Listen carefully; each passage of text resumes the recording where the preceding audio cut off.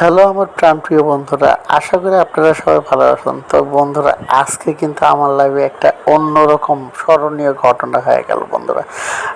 হয়তো মনে করতেছেন কি এমন স্মরণীয় ঘটনা, আমি না বলে এখনো থামে আসে। বন্ধুরা শোনেন, এলিভেটর এক্সপ্রেসে তো সবাই উঠেছেন, আমি জানি না কেউ বিআরটিসির গাড়িতে এলিভেটর এক্সপ্রেসে উঠেছেন কিনা।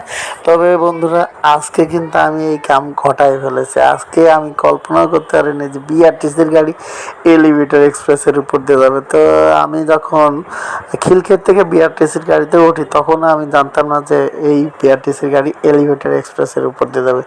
তারপর যাইতে যাইতে যখন আমি বনানী আসলাম, বনানী আসার পরে যেই চেয়ারম্যান বাড়ি পার হলাম, পার হওয়ার পরেই তো এলিভেটর এক্সপ্রেসে যখন উঠলো, তখন তো আমি অবাক হয়ে গেছি। তো বন্ধুরা, মানে প্রাইভেটে তো অনেকেই উঠেছি, এলিভেটর এক্সপ্রেস অনেকবার যাতায়াত করেছি, কিন্তু এই যে আজকে যে মজাটা, এটা আমি কিন্তু প্রাইভেটে পাইনি।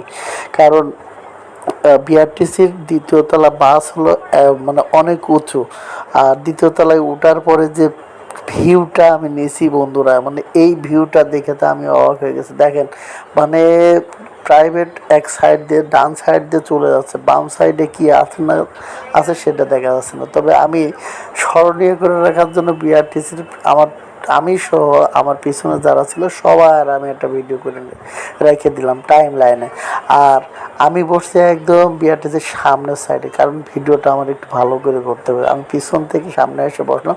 দেখেন, মানে উঁচু থেকে ভিডিও করতেছি, প্রাইভেটগুলো ডান সাইডে স্রুত করে চলে যাচ্ছে। আর বাম সাইডে দেখেন, মানে বাম সাইডে যদি আমি বনানী হয়ে যাইতাম, তাহলে মহাখালীর ওই সাইডে কি পরিমাণ জ্যাম, মানে নিচেই এই জ্যাম ঠেলে যাইতে যাইতে প্রায় আমার খিলক্ষেত থেকে ফার্ম গেট যাইতে আমার মিনিমাম 1-1.5 ঘন্টা লাগতো। আর আমার তো মনে হচ্ছে এখন আমি 5 মিনিটে চলে যাবো, স্রুত করে চলে যাচ্ছি।